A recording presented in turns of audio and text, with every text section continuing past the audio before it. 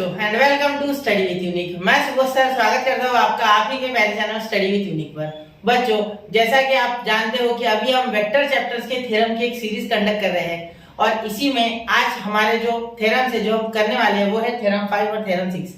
ये आपको पूरे डिटेल में एक्सप्लेन किए जाएंगे जैसे इसके पहले के दो थ्योरम हमने किए। ठीक है, तो देखिए बेटा, जो थ्योरम 5 है वो आपने 10th में थोड़ा बहुत देखा है, सिर्फ या कोऑर्डिनेट थे या इस बार वेक्टर्स है। ठीक है, तो ये बेसिकली बेस्ड है on the internal division of a base या आप बोलो एक सेगमेंट या अ साइड ऑफ अ ट्रायंगल। ठीक है, इसके ऊपर बेस्ड है। क्लियर? तो अगर हमें यहाँ देखिए इस तरीके से अगर एक ट्रायंगल दिया है, ठीक है, जिसमें OA, OB और OR, ठीक है, एक्चुअली ट्रायंगल का नाम OAB है, ठीक है, ट्रायंगल OAB, ठीक है। तो यहाँ से अगर हम O से एक AB पे एक ऐसी लाइन बनाए या ऐसी सेगमेंट बनाए जो कि AB को m:n रेशो में डिवाइड करे, AB को m:n रेशो में डिवाइड करे, जैसे कि AR आपका हो गया m और BR आपका हो गया n, ठीक है, तो इस रेशो में डिवाइड करें तो किस तरीके से आप इस तरीके से उसे लिख सकते हो, R bar is equal to m B bar plus n A bar upon m plus n। ये आपका टू प्रूफ है, एक्चुअली यही आपका टू प्रूफ है, यही आपको प्रूफ करना है बेटा। ठीक है, समझ गए? अब यहाँ सोचने वाली बात ये है, ठीक है, कि सर ये प्रूफ हमने कहीं ना कहीं देखा है 10th स्टैंडर्ड में, ठीक है, लेकिन वेक्टर्स के फॉर्म में पहली बार देख रहे हैं। ठीक है, हमने यूज तो इसे कर लिया होगा क्योंकि थ्योरम्स पहले हम यूज करते फिर बाद में सीखते हैं। ठीक है, जनरली ऐसा ही होता है बहुत बार, एटलीस्ट 12th में। तो अभी हम भी वैसे ही करा रहे हैं आपको, पहले हमने आपको एप्लीकेशन सिखा दिया, ये गलत जगह हो गया। ठीक है, फिर हम अभी कंडक्ट करने जा रहे हैं पूरी सीरीज। ठीक है, तो चलिए सबसे पहले ये सीख लो किस तरीके से ट्रायंगल लिखना है। यहाँ लिखना है R बार, यहाँ लिखना है B बार। ठीक है, इधर वैसे मैं सब लिखूंगा। ठीक है, यहाँ देखो अगर प्रूफ लिखे हो तो क्या होगा बेटा, देखो सबसे पहले आपको लिखना है, ठीक है, सबसे पहले आपको क्या लिखना है कि ये जो AB है, ठीक है, मतलब पॉइंट R डिवाइड्स, या इन ट्रायंगल भी लिख सकते हैं, point R divides AB in the ratio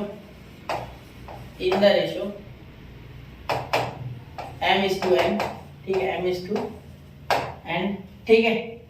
आगे let OA is equal to A bar, OB is equal to B bar and OR is equal to R bar, OR is equal to R bar. ठीक है, बिल्कुल ऐसा आप बोल सकते हो बेटा, बिल्कुल बोल सकते सर। ठीक है, और यहाँ देखो सुनो मेरी बात, अब यहाँ क्या आप AR अपॉन RB, ठीक है, is equal to m upon n लिख सकते हैं। हाँ बिल्कुल, क्यों? क्योंकि इनकी डायरेक्शन सेम है। देखो ऐसी डायरेक्शन होती है, इनकी डायरेक्शन बना दूं मैं एक बार, देखो ये और ये, ठीक है, ये डायरेक्शन है इनकी और इसकी डायरेक्शन कुछ ऐसी है। ठीक है, तो मैं क्या लिखूंगा आप देखो ध्यान देना, यहाँ मैं लिखूंगा AB AR and RB are in same direction. अगर ये सेम डायरेक्शन में है, ठीक है, तो हम ऐसा लिख सकते हैं, ध्यान देना, अगर ये सेम डायरेक्शन में, ये बहुत इंपॉर्टेंट पॉइंट है। ठीक है, अगर ये सेम डायरेक्शन में है तो हम लिख सकते हैं AB upon AR upon BR, AR upon RB, ठीक है, is equal to m upon n। ये जानते हो आप कि अगर एक A वेक्टर है तो उसको T B बार दूसरा वेक्टर लिख सकते हैं। तो ऐसा समझो कि ये RB जो है ये एक्चुअली इधर है, मैंने लिखने के लिए सिर्फ इधर लिखा है। ठीक है, ऐसे आप समझ लो। ठीक है, इसके ऊपर भी वेक्टर का साइन दे दो, ये अपॉन है, ये अपॉन डिवाइड का साइन। ठीक है, क्लियर? यहाँ तक कुछ नहीं, हमने सिर्फ ये AR और RB का रिलेशन निकाल लिया है।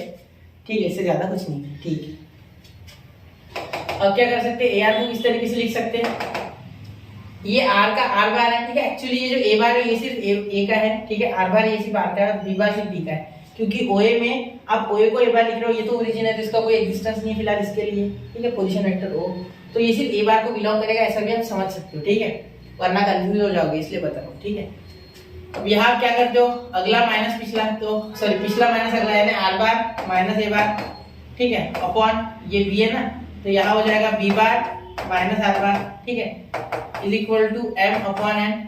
ठीक है, इसे लिख सकते हो आप B bar minus R bar is equal to m upon n। ये n इधर आ गया तो n इंटू ये R बार हो गया, ठीक है, माइनस n इंटू ये A बार हो गया, तो n A बार, ये m इंटू B बार, तो m B bar minus m into R bar. ठीक है, अब ध्यान देना ये इधर आ गया बेटा, तो m आर बार हो गया, ये ऐसे कैसे प्लस n आर बार वाले पास लेके आते क्योंकि हमें आर बार के फॉर्म में निकालना है इसलिए, ठीक है। और ये m b बार वैसे का वैसा रह गया बेटा, ये माइनस को उधर जाके प्लस, तो प्लस n a बार, ठीक है। यहाँ पे r कॉमन, तो क्या आ गया m plus n is equal to m b bar plus n a bar, ठीक है। हाँ, अब आप फाइनली क्या लिख दोगे, यहाँ ध्यान देना, यहाँ आप आर बार ऐसे रन दोगे, तो R bar is equal to M B bar plus N A bar, M B bar plus N A bar upon M plus N, M plus N, ठीक है। तो ये हो गया आपका बेटा फाइनल इसमें आंसर, हेंस प्रूव। कैसा लगा? कुछ मुश्किल नहीं है बेटा, पहले लगता है, ठीक है, फिर धीरे धीरे आदत हो जाती है, ठीक है। कभी ना कभी तो आदत डालनी पड़ेगी यार, तो पढ़ाई की आदत तो होनी चाहिए, अभी तो एग्जाम है, ठीक है। तो देखो क्या हो गया, कुछ नहीं, मैंने एक ट्रायंगल लिया, उस पे आर एक ऐसा पॉइंट लिया जो कि डिवाइड कर रहा है एबी को in the ratio m/n, then here we can write that R divides AB in the ratio m/n, ठीक है। फिर इसको मैंने OA bar is equal to A bar, OR bar R bar, OB bar B bar, ठीक है। फिर AR and RB are in the same direction, therefore we can write this, है ना, therefore we can write like this, ठीक है। तो हम उसे इस तरीके से लिख सकते हैं क्योंकि ये कोलिनियर है एक्चुअली, ठीक है। आप ऐसा भी बोल सकते हो AR BR कोलिनियर, ये कोलिनियर है, ठीक है, ऐसा भी लिख सकते हो, एक एक्स्ट्रा पॉइंट, ठीक है। तो इस तरीके से लिख सकते हो अगर ये एक कोलिनियर तो एक दूसरे से, ठीक है, simple in the form of a ratio. ये RB एक्चुअली उधर था, हमने इधर डायरेक्टली लिखे हैं, ये m/n एक स्केलर है, ठीक है, जो कि इन दोनों का रिलेशन शो कर रहा है, ये समझ रहे हो। पिछला अगर आपने थ्योरम देखा है तो आपको ये आ रहा है, पिछले 4 थ्योरम मैंने पढ़ाए थे, उसमें मैंने अच्छे से एक्सप्लेन किया है, ठीक है। फिर R bar minus A bar, B bar minus R bar equal to m/n, यह n से दोनों को मल्टीप्लाई, फिर m से दोनों को मल्टीप्लाई, आर बार कॉमन निकालना था इसलिए एक साइड लेके आए, आर बार कॉमन निकाले, बचा हुआ अंदर लिख लिया, ये जो फालतू का था उधर भेज दिया, जो हमारे काम का नहीं था इधर, फिर इसे नीचे लेके गए और आ गया आपका आंसर, ठीक है। यहाँ मल्टीप्लाई, यहाँ जाके डिवाइड, यहाँ न्यूमरेटर यहाँ डिनोमिनेटर, ठीक है। चलिए नोट कीजिए बेटा, इसे बहुत इंपॉर्टेंट है ये, क्योंकि आपको ये पता रहा तो आपको एग्जाम में बहुत फायदा होता है, सॉरी, और अगर ये बीच में आ जाए, प्रूफ में आ जाए तो भी हो जाएगा, ठीक है। चलिए नोट कीजिए 1 2 एंड 3, चलो तो इतना नोट कर लिया बच्चों, ठीक है। अब इसी से रिलेटेड एक छोटा सा थ्योरम, ठीक है।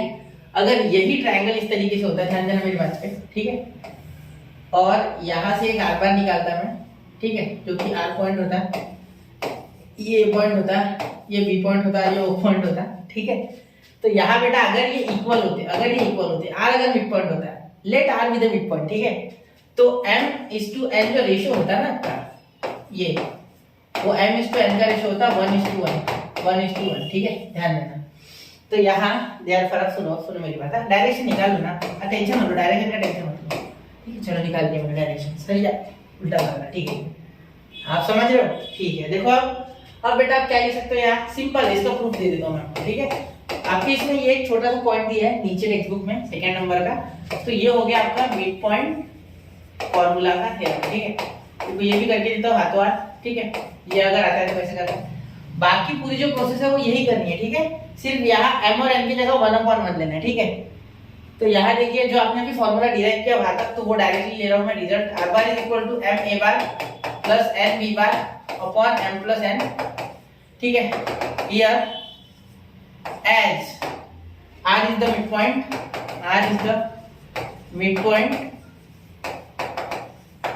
of AB,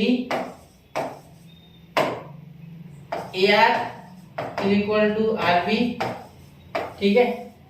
therefore m/n is equal to 1:1, ठीक है। तो हम क्या लिख सकते हैं आगे बेटा, therefore r bar is equal to, यहाँ 1 लिख सकते हैं, 1 into a bar plus 1 into b bar upon 1 + 1, therefore we can write a bar, ठीक है, a bar plus b bar 1 + 1 2, तो यहाँ आ गया आपका बेटा r bar is equal to a bar plus b bar upon 2, तो ये आपका फाइनल आंसर है, ठीक है।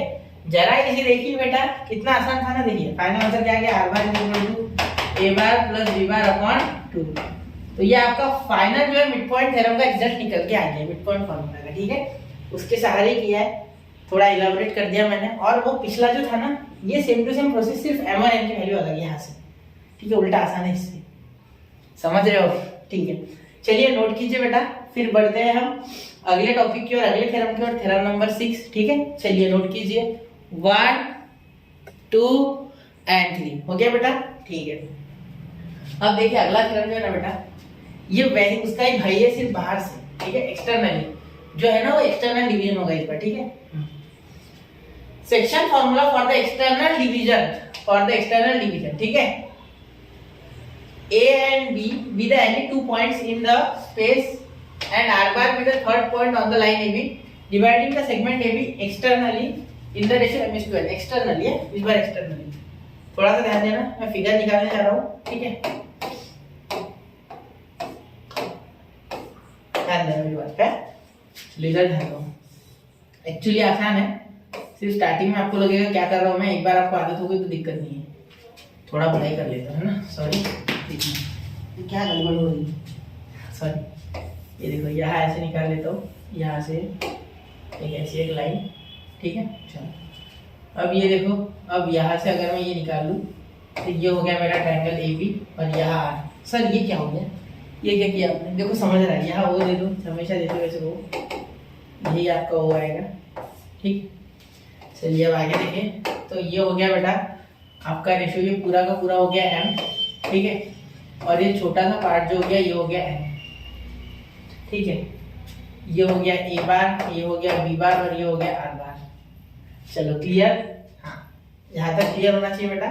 वापस से एक बार एक्सप्लेन करता हूँ मैं, वॉच देखिए इधर, ठीक है, देखिए पिछले इसमें क्या था, इस तरीके से ट्रायंगल लेते थे, r अंदर आता था, ठीक है, इस बार r बाहर ले लिया क्योंकि एक्सटर्नल डिवीजन बोला गया है। ठीक है, एक्सटर्नल डिवीजन यानी बाहर से जो एक पॉइंट है वो बाहर से, आर पॉइंट ये बाहर से करना है। ठीक है, डिवाइड ए बी के एक्सटर्नली, देखो A B externally in the ratio m/n, मतलब ये पूरी कॉर्ड m और ये n m/n के रेशियो में डिवाइड कर रहा है, ऐसा बोला गया है।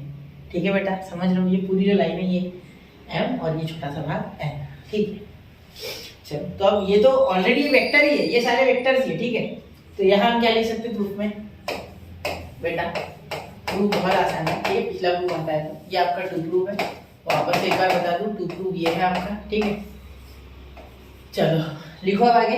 ठीक है, अब हम क्या लिखेंगे बेटा, सबसे पहले पॉइंट आर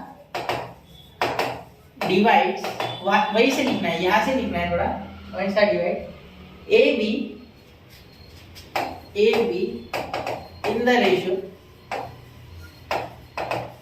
m/n एक्सटर्नली। ये बहुत इंपॉर्टेंट है, एक्सटर्नली, ये बहुत इंपॉर्टेंट है कि एक्सटर्नली बोलना है। ठीक है, चलो देयरफॉर या लेट लिख देते हैं, let OA is equal to A bar, OB is equal to B bar and OR is equal to R bar. ठीक है, चलो क्लियर, ये दिक्कत वाली बात नहीं है, ये 1, ये 2 और ये 3। ठीक है, चलो यहाँ तक क्लियर है, हाँ बिल्कुल। अब चलिए अब आगे क्या लिख सकते हैं, देयरफॉर वी कैन राइट, सो ध्यान देना AR अपॉन PR, देखो AR अपॉन BR, गलती से भी AB अपॉन BR मत लिखना, डिवाइड कौन कर रहा है बेटा, R, तो R तक हमेशा जाना है। जैसे कि इसमें देखो, एक मिनट, जैसे कि इसमें देखो आपने क्या किया था, यहाँ लिखा था AR अपॉन BR, तो ऐसे ही लिखना है वहां भी, भले ही अंदर था वो बाहर है फिर भी। ठीक है, कोई फर्क नहीं आएगा। ठीक है, AB ने लिखना है AR अपॉन BR। ठीक है, चलिए तो AR अपॉन BR बेटा। ठीक है, चलो एक मिनट थोड़ा सा, हाँ AR upon BR is equal to, ध्यान देना AR upon BR is equal to, AR क्या है बेटा, पूरा M पार्ट है। ठीक है, और BR क्या है बेटा, N पार्ट है। अब यहाँ कंफ्यूज होना नहीं है, ये देखो ये पूरी वेक्टर है, इसका छोटा सा भाग ये, यानी M अपॉन N से अगर हम मल्टीप्लाई करेंगे तो BR हमें मिल जाएगा। ठीक है, मतलब ये M का छोटा सा भाग N है, मतलब अगर मैं इधर BR लिखता हूँ, सपोज BR यहाँ नहीं है, ठीक है, यहाँ है, तो M upon N into BR तो हमें यार मिल ही जाएगा ना। तो ये होता है एक्चुअली, ये जो हमारा है ना बचपन से, मतलब वेक्टर में सीखते आ रहे हैं पहले से। ठीक है, कि क्या लिखा था, A is equal to TB bar, तो यही है, तब से वही कर रहे हैं कोलिनियर लाइंस के लिए। छोटा सा पार्ट जैसे A बार होता है, उसमें छोटा सा पार्ट B बार होता है, तो ये अगर पूरा 10 है, ये 6 है, इसका कुछ रेशो आएगा ना 6/10, यानी कि B बार अपॉन A बार, तो इसी तरीके से। ठीक है, कुछ नया नहीं है बेटा, वही लिख रहे हैं, सिर्फ आपको थोड़ा सा समझना है खुद से थोड़ा सा देखना है, फिर बाकी सब मैं बताऊंगा, ठीक है। 2% आपको 98% में देता हूँ, ठीक है। अब देखो यहाँ ध्यान दो, ये बी आर इधर चले गया, ठीक है। या एक काम करते इससे पहले लिख लेते आर बार माइनस ए बार, और यहाँ भी लिख लेते R bar minus B bar is equal to M upon N, ठीक है। अब देखो ये एन यहाँ मल्टीप्लाई कर दो, N R bar minus N A bar is equal to M R bar minus M B bar, ठीक है। M R bar minus N A bar, ठीक है, M R bar minus M B bar, ठीक है। अब ये इधर लेके आओ, तो एक काम करो इसे उधर लेके जाओ, इसे मत इधर लेके आओ, ठीक है। तो मैं लिख रहा हूँ M R bar minus N R bar, ठीक है। एम आर बार ये इधर जाके माइनस, ये इधर माइनस उधर आके प्लस, ठीक है। तो मैं लिखूंगा M B bar minus N A bar, ठीक है। समझ रहे हो? हाँ सही है ना, ये इधर और ये माइनस, ठीक है, बिल्कुल सही है, ठीक है। अब देखो यहाँ से आर बार कॉमन निकाल लो, तो M B bar minus N A bar is equal to R bar in bracket M minus N, ठीक है। तो अब मैं क्या लिख सकता हूँ आगे, ध्यान देना मेरी बात पे। एक काम करता हूँ, यहाँ मैं इसे थोड़ा, इसे छोटा करने से अच्छा हम पूरा ही छोटा करेंगे। वैसे मैंने बहुत बड़े बड़े अक्षरों में लिखा है, जगह होगी आपके लिए। एक बार मैं थोड़ा चेक कर लूँ कि आपको ये ऊपर क्या तो दिखता है या नहीं। थेरम दिख रहा है, दिख रहा है, चलो क्लियर है, ठीक है। मैं थोड़ा धीमे धीमे कर रहा हूँ जिससे कि आपको समझ में आए, ठीक है। अब देखो ये आर बार ऐसे रहने दो, ठीक है। M B bar minus N A bar upon M minus N, ये एम माइनस एन नीचे हो गया, ठीक है। चलो क्लियर, कोई दिक्कत नहीं, ठीक है। तो ये हो गया आपका थ्योरम प्रूव्ड, ठीक है। तो ऐसे करना है जैसे पिछला था वैसा ही है, सिर्फ यहाँ थोड़ा सा फर्क आ गया, ये बाहर था ना पॉइंट, इसलिए, ठीक है। तो यहाँ ऑलरेडी वो प्लस माइनस एडजस्ट हो जाता है, आपको सिर्फ सही से लिखना है। ए आर लिखने के बाद बराबर बी आर लिखना है, डायरेक्शन। यहाँ गलती से आर भी लिख दोगे ना, तो यहाँ पिछला माइनस अगले के चक्कर में बी माइनस आर आ जाएगा, फिर से पॉजिटिव आएगा, फिर कॉन्ट्रडिक्ट करेगा। आपको है ना वेक्टर्स में सबसे इंपॉर्टेंट चीज जो याद रखनी है वो रखनी है डायरेक्शंस लिखते समय, ठीक है। डायरेक्शंस की गलती बहुत महंगी पड़ सकती है, ठीक है। बहुत बार मुझे भी पड़ी यार, मैं जब स्टार्टिंग में वेक्टर कर रहा था, जब भी मैंने किया है अपने टाइम पे, उसमें डायरेक्शंस से बहुत गलतियां होती है, इतनी गलतियां होती है कि समझ में नहीं आता गलती कहाँ हो गई। इसीलिए डायरेक्शंस को बिल्कुल सेट करके रखना, डायरेक्शंस में अच्छी हाथ पकड़ जमनी चाहिए, फिर बाकी तो वेक्टर्स आसान है, ठीक है। चलिए इतना नोट कीजिए, उम्मीद है मुझे मैं आपको ये 2-3 थ्योरम अच्छे से समझा पाया, ठीक है। नोट कीजिए इसे, ठीक है। चलिए नोट कीजिए 1, 2 एंड 3। तो ठीक है बच्चों, यहाँ हमने इस लेक्चर में भी 2 थ्योरम कर दिए। पहला थ्योरम, फिर उसके बाद मिड पॉइंट फार्मूला बता दिया, एक बताया सेक्शन फार्मूला इंटरनली, फिर मिड पॉइंट फार्मूला और फिर सेक्शन फार्मूला एक्सटर्नली, ठीक है, एक्सटर्नल डिवीजन। तो अब यहाँ इसे समाप्त करते हैं। इसके बाद का वीडियो जरूर देखना, 6-7 मिनट का है, 10 मिनट का भी हो सकता है, मुझे नहीं पता कितने का बनेगा, फिलहाल तो मैंने बनाना है, ठीक है। तो इसी के बाद इसके साथ ही अपलोड करूंगा, वो भी जरूर देखना है। पढ़ते रहे, आगे बढ़ते रहे बच्चों, स्टडी दिन के साथ बने रहे और प्रैक्टिस करें, जम के प्रैक्टिस करें क्वेश्चंस की, थ्योरम्स की। सॉरी। जय हिंद, जय भारत।